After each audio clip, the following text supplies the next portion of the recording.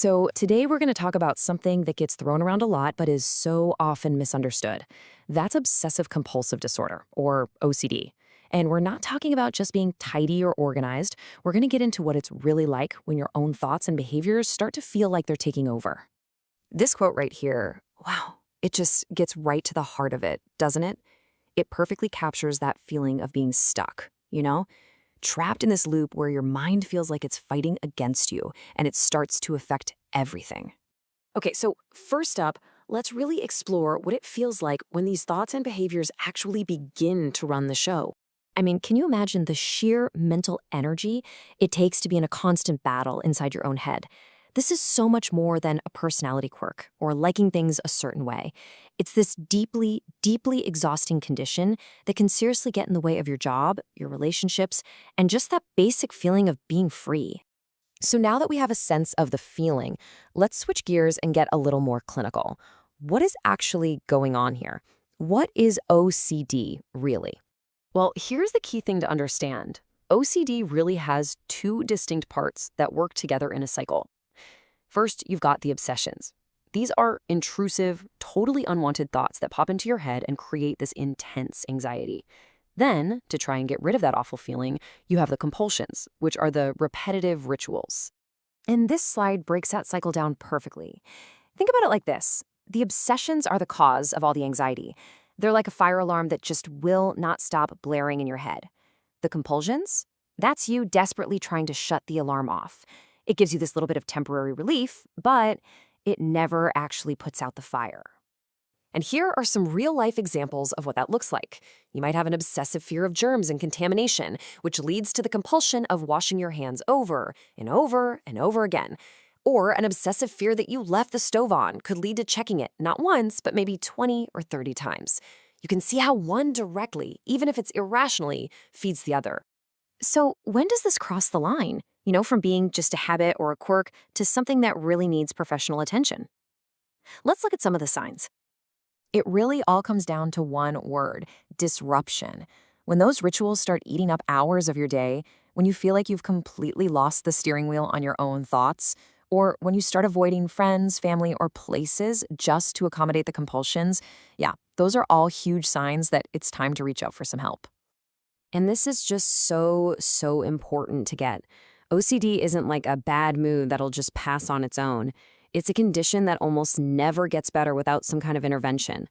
Getting help early is probably the single most powerful thing you can do to keep the symptoms from getting worse and really taking root. But here's the really hopeful part. There is absolutely a clear path forward for managing OCD. So let's walk through what that framework for treatment and recovery actually looks like. I love how this is laid out because it's not just one thing, it's a whole plan. It always starts with a really deep evaluation. Then you move into very specific therapies like CBT and especially ERP. That's exposure and response prevention, which is basically the gold standard for OCD treatment. Medication can be an option too, but just as important, the plan includes support for you and for your family. And what's great is that this isn't some rigid one-size-fits-all plan, it's a journey. It's this dynamic, supportive process where, as you make progress, your care plan actually changes with you. It makes sure you're always getting exactly the support you need right when you need it. All right, now let's dive into some of the most common questions and, frankly, myths about OCD so we can clear up any confusion that might still be out there. Okay, this has got to be the biggest one, right? We hear people say, "Oh, I'm so OCD" all the time, just because they like a clean desk. But is that really what it is? And the answer is a huge, resounding no. Look, perfectionism is a personality trait. It might even help you out sometimes. But OCD? OCD is defined by that painful, life-disrupting cycle of intrusive thoughts and compulsions. They are not the same thing at all. This is a big one, a really direct and honestly a very fair question. When someone starts treatment, what can they really expect in the long run? So, while there might not be an absolute cure in the sense that it just vanishes forever, the real story here is incredibly hopeful. The right treatment can reduce the symptoms so much that they just don't run your life anymore. It's about getting to a place where you can live a full, free, and happy life. Here's another common worry. Does getting help for OCD automatically mean you're going to be on medication for the rest of your life? And again, it comes back to how personal the treatment is. Not at all. A lot of people see amazing results from therapy alone, especially with those powerful tools like ERP. Medication is just another option in the toolbox that a doctor might suggest if the symptoms are particularly severe, but it is definitely not a requirement for everyone. Okay, last question. Let's talk about the future. After you've gone through treatment and you're doing well, is it possible for symptoms to come back? And this is such a realistic and I think empowering answer. Of course, life gets stressful and it's possible for symptoms to pop back up.